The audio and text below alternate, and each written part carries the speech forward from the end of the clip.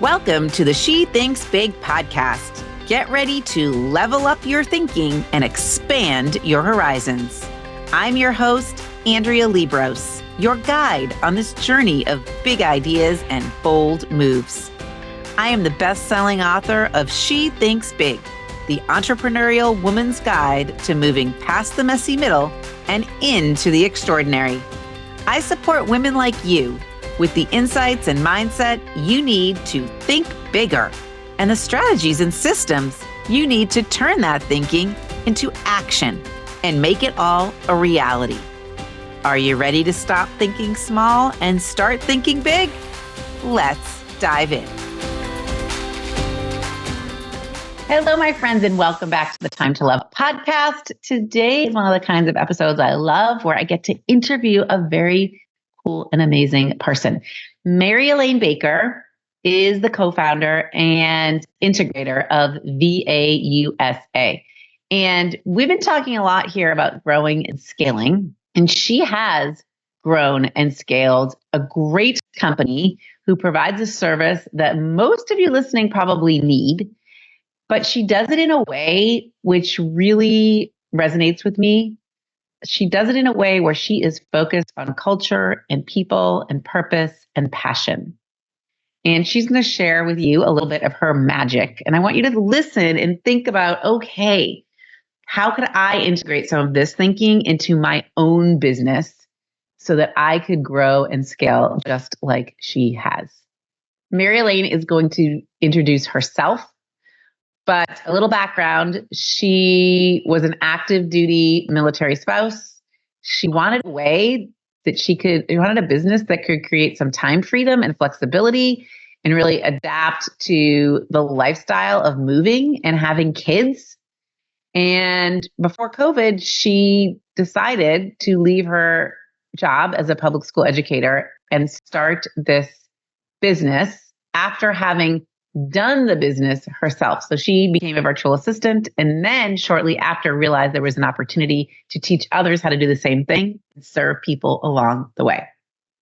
So buckle up and listen in to my conversation with Elaine.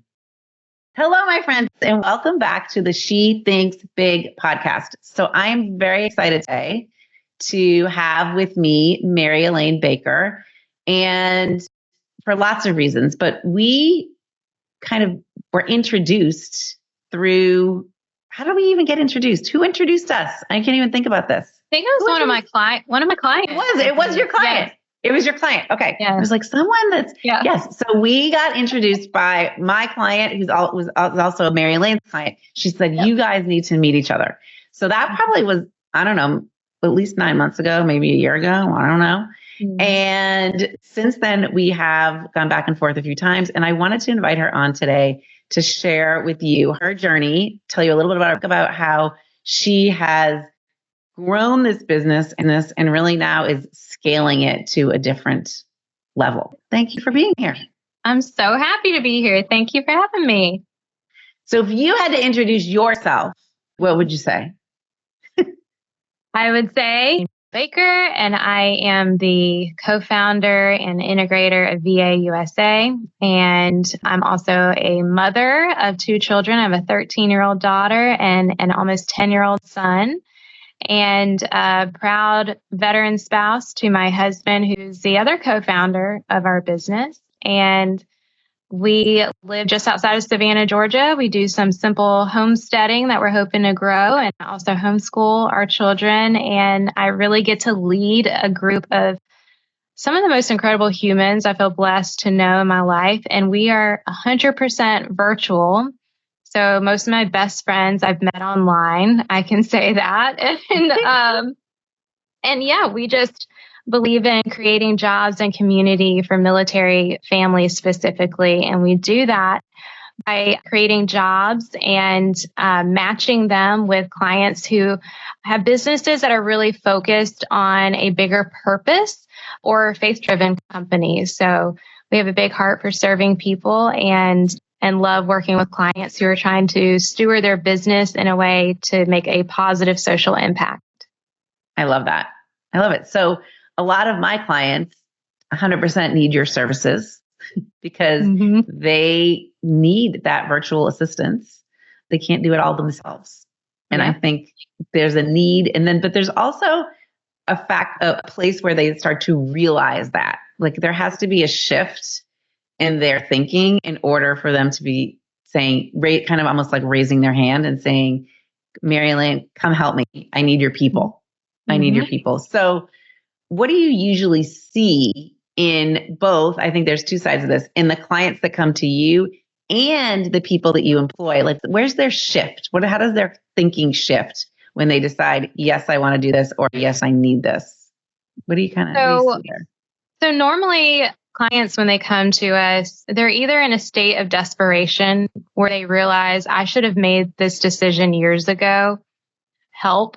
And those individuals also tend to struggle, I think, with trust of allowing someone into their lives because it's quite intrusive and it's a very vulnerable place to be to, especially if you're making a first big hire. But even so, we have a lot of clients who have businesses with plenty of employees who've been in business for a long time, but this is actually the first time that they've hired an assistant for themselves personally. And that's a lot more invasive than hiring an employee to do a job that's providing a service or product for someone else. Does that make sense? Like Yes. you're allowing this person access to very All your personal things. things. Yes, your entire calendar. So they're going to see what's going on in your business world and your personal life. And they really have to get to know you as a human, as an individual. And they have to be willing to invest in building that relationship. And that's kind of a step deeper than probably the other employees that they ever hired before. So very rarely do I have people who don't want to delegate. That's kind of the point of this. They're like, I know I need to and I want to. It's really the mental block of, but how do I get there? How do I get there? How do I actually let go? But also not scare away this person. How do I effectively let go of these things, but teach them how to do it the way that I need to receive it? And also, I'm going to have to invest time, in this person. And already my time feels so limited. I love listening to a recent podcast of yours where you talked about the value of your time and thinking that as equating to dollars. And that obviously really resonated with me. But yeah, I try when I'm meeting with my clients to actually give them that message of, okay, well, how much is your time actually worth? And let's put a number on it. And where are you actually spending your time? Is that the best investment of your time? Or should you be doing activities that only you can do where your gifts truly lie? Mm-hmm. And I think that I'm going to have to invest time to get this person to develop the relationship, to get them up to speed. Once they start thinking in that way, it's like they put themselves, they build a roadblock. And I think, but getting past that is really, it's kind of an aha moment. Like I can get past that. It's worth the time. Mm-hmm. So yeah, that episode about dollars, thinking of each hour as $1,000, I think is pretty powerful too. Mm-hmm. So, all right, tell me about the people that you're employing. Tell me about the VAs themselves. So they are primarily military spouses. We try to keep the average between 70 to 80% of people on our team as being military affiliated. Most of them are military spouses, but they could be veterans or both. Okay. And they tend to travel, they're moving every couple of years. And so finding someone steady that they can work with is extremely valuable to them because they're having their world's turning upside down and they're having to start over in so many ways every few years and build new community. I mean, a running joke in the military spouse world is when I get somewhere new and I have to enroll my child in the school, I have to find a stranger to put as their emergency contact. It's like we laugh at it as military spouses, but it's a sad truth. We're having to start over. So because of that, a lot of military spouses have gaps in resumes, or you can just tell that they are just hopping around, and that can scare off a lot of employers normally. So we have a huge heart for that. The unemployment rate for military spouses is, I think, at 21% now, might be even a little bit higher, which is over 4 times higher than the national average, which is crazy. And these individuals are extremely talented. They're very resilient and flexible because the lifestyle that they've lived demands that of them. I feel like if you survive this lifestyle, I mean, it's either going to make you stronger or it will break you and you're just not going to last in it. So we're looking for those individuals who have made the best of this lifestyle, that have allowed them to be kind of forged in the fire of it. And it has made them adaptable, flexible. It takes a lot of stress to really unnerve them, or shake them. And they want to contribute financially to their family. They have other gifts outside of the home that they want to use. And when they find our company, what I love the most is when they find us, they come either because they've heard of a friend that has talked about our culture and they're like, oh my goodness, I get a job and I get community. Or they just randomly find us online and they say, oh, I want a job like that. And then they stay because of our community. And that is something that, we really try to hire based off of values. And we look for certain indicators on our values of authentic connection, selfless service, and intentional growth. And it really weeds out the people that don't belong and it attracts all the right people. And then our people just really love the community we've built. And there's all kinds of other things that we do to love and nurture them beyond just, here's you a job, good luck. That's just step one. So our individuals they love other people and they want genuine relationships. They truly crave that. They need it and they crave it. They believe in serving others because of the lifestyle they live and also just who they are. So in this position, it's very much a serving position and they love it. It brings them joy and fulfillment. And then intentional growth. They're never satisfied with the status quo. They're always wanting to sharpen themselves, to learn and to grow. And this gives them an outlet where they can continue doing that no matter where military life takes them. I love it. So tell me, how then did you grow this business? Like, how did you, because you're the founder, you're it. So how did you grow the business? What was the journey? Lots of failures, honestly. No, we have been extremely blessed to be primarily referral-based business, which I think, that's the best way to grow. You want to create advocates for your company. And so, obviously we believed in providing a fantastic service and doing our best to really hire and attract just high quality individuals who are values driven and align with our values. And I think we hear a lot, like that's a buzzword in a lot of business communities, like, oh, you got to have values. What are your values? And I think some companies, maybe a lot of companies like to use that as oh, look at me, look at my values on my website, like check, did it. It's really, how is that showing up in your actions as a company? What are you actually doing on a day-to-day basis to display these? And what that turns into are your values should drive your decisions and your actions, and your decisions and actions in your company on a collective level create your culture. Mm-hmm. And I think we have been able to create advocates, spend very little in marketing, and generate referrals, be a primary referral-based business because of our culture and being very intentional and crafting it. Okay. Crafting your culture. How do you do it though? How do you craft a culture? So let me back up a little bit. I'm going to tell you, you asked, what was your journey or what did you experience there? To give a really speedy snapshot of kind of the growth and major things that failures and lessons we learned. So we started the business. We're still a very young company. We started the business in 2018 officially, and it was very organic. It was literally me on the phone with my best friend, who was also a Ranger wife, saying, hey, I have this vision, I have this idea to do what I do. I was working then as a virtual assistant, but I want to teach other people how to do it. And I want to go out and find other people like us, show them what's possible, and then go out and find the clients and then match them and teach them how to work together. So I didn't mention this earlier, I don't think, but yes, I homeschool my children. But before that, I was an elementary school teacher. So teaching is just in my blood. And to me, teaching is just being a communicator. It's how can I take a message and a lesson and make sure it's effectively communicated, absorbed by another individual. You don't have to be in a classroom to be a teacher or a communicator. So she said yes before we got off the phone. So it was very slow, gradual, one client referring another client. And then, oh, hey, I know somebody that would be great working here. And it was very gradual. But soon I went from having, a small number of people that I was interacting with every day to, oh my goodness, I can't interact with everyone on my team every day or even once a week. Like this is getting a little bit more than I feel like I can mentally and physically handle, and keeping a grip on knowing what's going on in my people's lives was always very important to me because I lived that military lifestyle.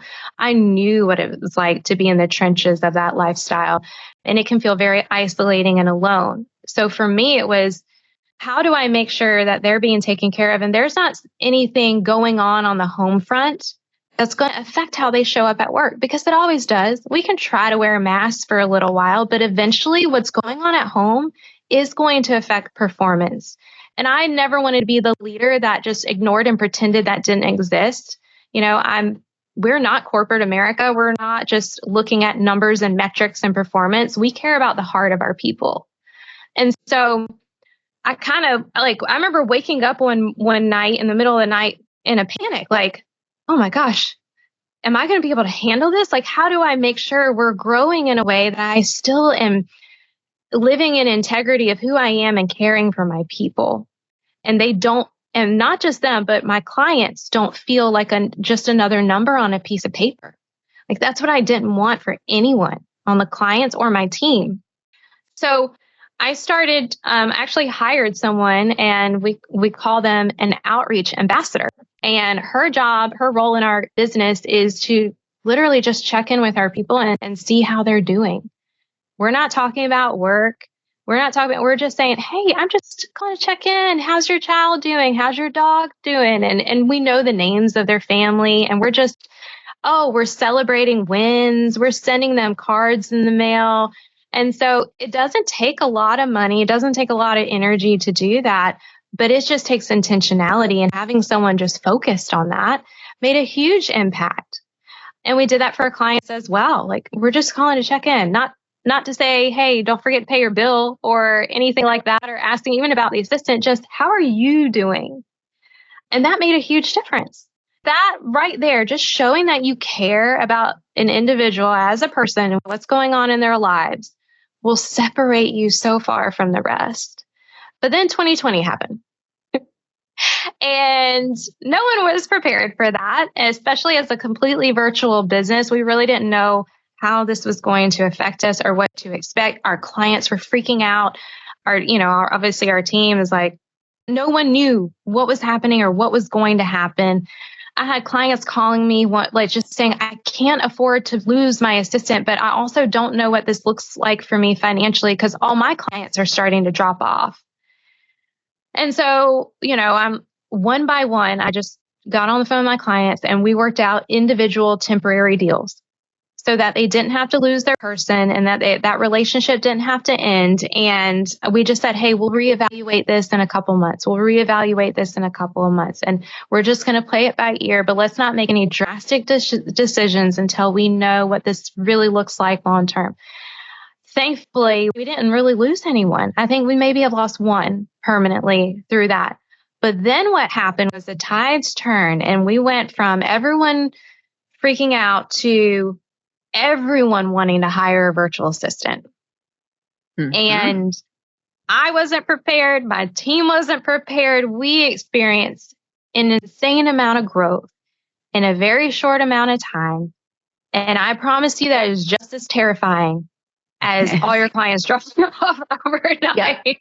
Yeah. I don't have a business background. Okay. Everything I learned, I self-taught, or I learned from other people much more experienced and smarter than I am in the entrepreneurial world, which are a lot of my clients, honestly. And that taught me that my fears that I was having early on in the business of what if we grow too fast, it all became real. Because we hired too many people. We said yes to too many clients that we never should have, just because our doors are being banged down. I mean, we couldn't match people fast enough. And my team just kind of went in this hyperactive mode of just, okay, here's another, and we learned it took almost 2 years to recover from that. Almost 2 years to recover from that. And we had to intentionally downsize And we completely pivoted from our original, we're saying yes to anyone. And that's why we narrowed our focus to, we don't really care about the industry. What we care more about is, are you a purpose-driven company or a faith-driven company, either one of those, that's trying to make a bigger impact to our community and our world? And that right there just, it was a night and day difference, It was a way to sift through all the people out there and really zoom in on who you wanted to work with. Mm-hmm. Mm-hmm. Yeah, absolutely. I always say, we value people over profit. That's one of our uniques that makes us different. We put our people over our profit, and not saying profit isn't important. It's extremely important. No profit. The saying is no margin, no mission. You need that margin to be able to make the impact that you want to make. It's very important, but you can't do that at the expense of forsaking your people. And I fully believe if you take care of your people, they're going to take care of everything else. And if you hire the right people, it is certainly who, not how. They're going to figure it out, and you're going to be able to overcome hardships and challenges together because you've picked the right people to surround yourself with. So tell me about those 4 priority Ps. Yes. So I have, my husband makes fun of me all the time because I'm like, listen, I'm a teacher. I can't help it. I got to think of creative ways of I'm with you in your head. Like, yes, I'm surprised that at this point I don't have like anchor charts all over my office with these on there, but it's coming. So the 4 priority Ps I have are people, purpose, passion, and presence. It used to just be people, purpose, passion, but I added presence because I realized that it's really easy to get caught up in a rat race in life, or in just the busyness and hecticness of life. I recently read a book, The Ruthless Elimination of Hurry, and I'm blanking on the author. But that book I read a couple years ago just really convicted me in so many ways of how distracted we are. And I am, and I think most of us are, and that we're just so busy to the point of where we lose focus of where we need to be spending our time, our money, and our energy, because we're just kind of being reacted to all the stuff that's being thrown our way, or, squirrel, and now we're going this way. And I feel like a very focused leader, a very present leader is powerful. That can kind of rise above the noise and the static and really see what's going on and be intentional with who you're spending your time with and what you're doing with your time. So I added that as a high priority. It's presence, it's people, and it's purpose, never forgetting why you're doing what you're doing and never losing your passion for it. Doesn't mean everything's going to be fun, but your passion and your purpose is what's going to help you get through those scary moments and those scary times, like, oh crap, we just grew too fast. What am I doing right now? Or all my clients just dropped off overnight. What am I going to do? If you forget those 4 priorities, you're going to panic. Oh, look, there's another P. But panic. I don't want to make that a priority though. You're going to panic, and you're going to make fear-based decisions and scarcity-based decisions. And I think those 4 things will help ground you when everything else around you seems to be swirling out of control. So what do you say when someone says, I want to move from growth mode to scale mode? What do you think they need to do in order to get to that scale place? So honestly, I always ask people why first. Okay, good question. I think it's a powerful question. There's nothing wrong with wanting to grow for the sake of growth. I think all high performers are just hardwired for that. I mean, it's just, we can't help it. It's fun. Nope. We like challenges. We're climbing one mountain and we're looking for the next. We're just like, okay, that was fun. I need to do it again. And we kind of thrive on that. And I don't think there's anything wrong with that. And I think that's what separates a lot of high performers from non-high performers, one of the qualities. But I do think it's good to examine your heart on it, because if you're solely focused on growth for the sake of growth, there's a fine line between enjoying the journey and you like the challenges and you like to accomplish goals, and I'm never fulfilled. Mm-hmm. So like true fulfillment versus and gratitude, right? If you don't have fulfillment and gratitude and enjoying the journey, or are you hoping that that next step is going to bring you fulfillment? That's dangerous. That's a dangerous game to play. You don't want to be in that game. So Right. I like to always ask why first, just to see where their heart posture is with this and making sure like they even know why they want it. Are you doing it because you think you're going to look better? You just want it to have a certain title and just say you did it, well, then what's the next thing? Like, so I like to ask that. The next thing is, what are you doing to invest in your people and in your culture? Because if you grow for the sake of growth and you're growing and you're hitting these numbers and you're hitting these goals, but yet you're looking behind you and you have you've trampled a million flowers in order to get there. Did the ends justify the means?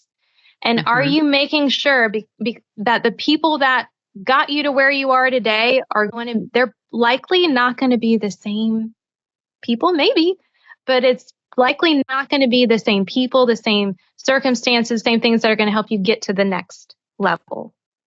Right. But all of that, the growth may be nice to see on paper and on your P&L, but if it's negatively impacting your culture, and if you're not making sure that your culture is prepared for that kind of growth, you're going to experience a lot of pain. And I think it's much easier to craft things from the beginning and be intentional about it than it is to be reactive and try to pick up the pieces after the fact. Agreed. So it goes back to people. Yep. It goes back to culture. Mm-hmm. And it goes back to making sure that you still have a purpose and passion, in a sense, that align with who you want to be as a person too. Mm-hmm. Yep. Yeah. Yep. What do you think when someone says to you, I'm not sure that I can do this job, or I'm not sure that I'm the right, like they don't have faith in themselves? Does that, I mean, that probably does happen sometimes when you've got a new, like, I really want to do this, but I'm not sure that I'm the right person or I'm going to be cut out for it. Can you help me? For people that we hire? Yeah. Yes. For people that you hire. Well, that normally doesn't come out in an interview. No, that's true. I would say 6 weeks down the road, they might feel that way, right? Well, yes, it is that 4 to 6 week window that we'll start to see confidence shaken. Mm-hmm. So we run on EOS. And so normally when we say right person, right seat. Right person means, do they align with your values? And we have KPIs that we're looking for that match up with that. And it's either a plus or a minus on that, or plus minus. But so they have to be a right person. That's a non-negotiable. Okay. But normally those individuals that say that they are the right person. Something else is shaking their confidence. So I like to ask and verify that they get it. Get it just means, are all neurons firing? If you were to ask them just general questions about the role and what it requires and what it needs, can they verbally explain that to you and just get it? But there's a difference between getting it here and then the execution of the doing. The doing part of it is capacity, and that could be mental capacity, physical capacity, hours in the day, emotional bandwidth, and also the hard skills, the skills necessary to be able to execute it.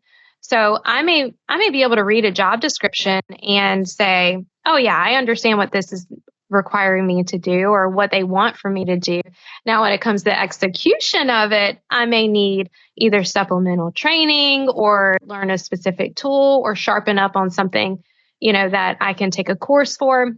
But normally the hard skills are found out really early. I mean, that's part of what we do is we're testing for that. We're verifying they have the previous experience for it. So it comes down to capacity in, do they have the actual hours and the mental bandwidth and the emotional bandwidth for what this job requires? And we may not always know that until we're in it because we're working with other people and there are other things that a job description just can't detail and explain. Yep. And then there's the wanted. Yes. So wanted is what this job requiring aligning with your God-given gifts? Like you're waking up in the morning excited and energized. That doesn't mean you enjoy every little task of what you're doing, but the gifts that it's requiring you to use. One of the tools, assessments we use is the Working Genius by Pat Lencioni. And there are certain geniuses like galvanizing, discernment, tenacity, enablement, invention, and wonder.